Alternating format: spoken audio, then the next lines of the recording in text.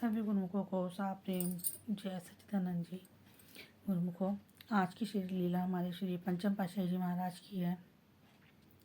एक बार की बात है, हमारे हृदय सम्राट श्री गुरु महाराज जी भजन कर रहे थे और जहाँ वो भजन कर रहे थे वो जगह जंगल सी थी।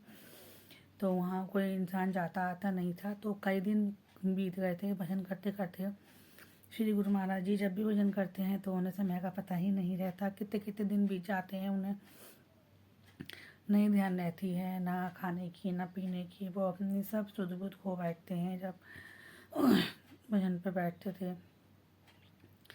तो ऐसे ही एक श्री लीला बड़ी प्यारी सी, श्री गुरु महाराज जी जब भजन पर बैठे थे तो कई दिन बीत जाने के बाद जब भजन पे से उठने के बाद उन्होंने क्या देखते हैं, सामने एक जो पठान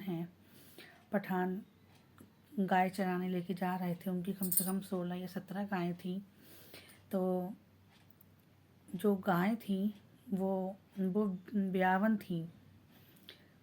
तो श्री गुरु महाराज जी उठे। अब तो श्री गुरु महाराज जी की लीला है, वो क्या किस समय किसे निहाल कर दें, ये तो श्री गुरु महाराज जी ही जानते हैं। उनकी हर एक चीज़ में कोई न कोई बात छुपी ही रहती है जो हम गुरुमुखों के बिल्कुल परे हैं।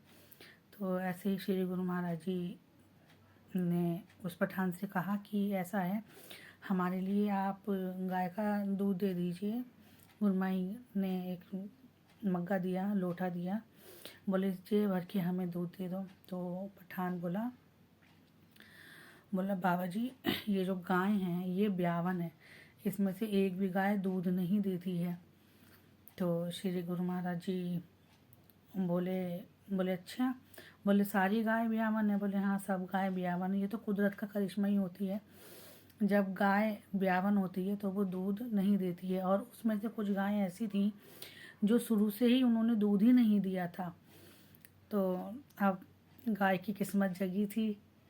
गुरुमाई के दर्शन जब हुए थे तो गाय की किस्मत जगी। तो फिर श्री गुरु महाराज जी ने पठान को फरमाया, बोले ऐसा है, हमें इस गाय का दूध दो। तो वो गाय तो दूध ही नहीं देती थी शुरू से।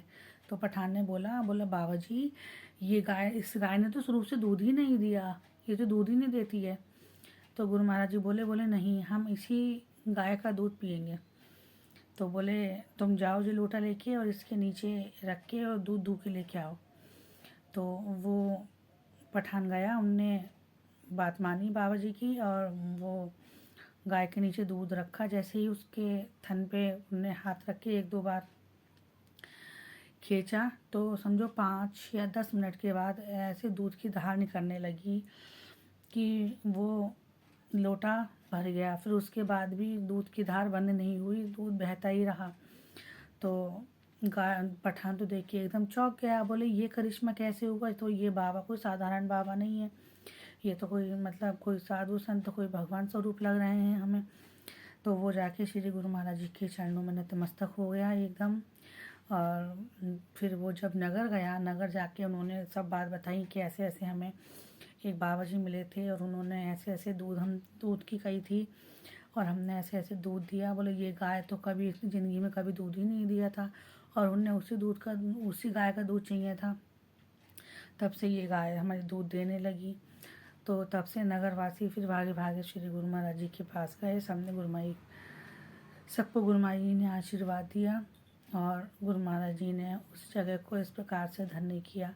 वहाँ के लोगों को इस प्रकार से उन्होंने धन्य किया। तो ऐसे श्री गुरु महाराज जी, उनकी लीलाएं का कोई अंदाज़ा भी नहीं लगा सकता कब किस समय किसे निहाल कर दें।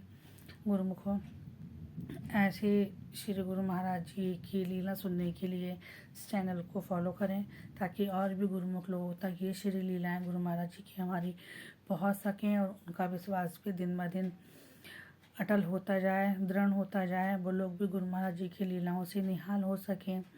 और कमेंट बॉक्स में जाके जय सच्चिदानंद जी ज़रूर लिखें।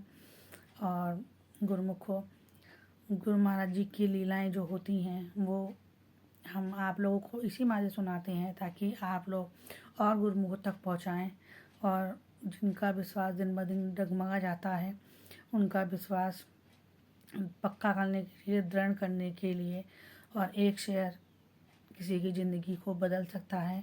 इसलिए गुरुमुखों, आप ज़्यादा से ज़्यादा सपोर्ट करें। अब मिलते हैं हम अगली श्री लीला में, तब तक के लिए जय सच्चिदानंद जी।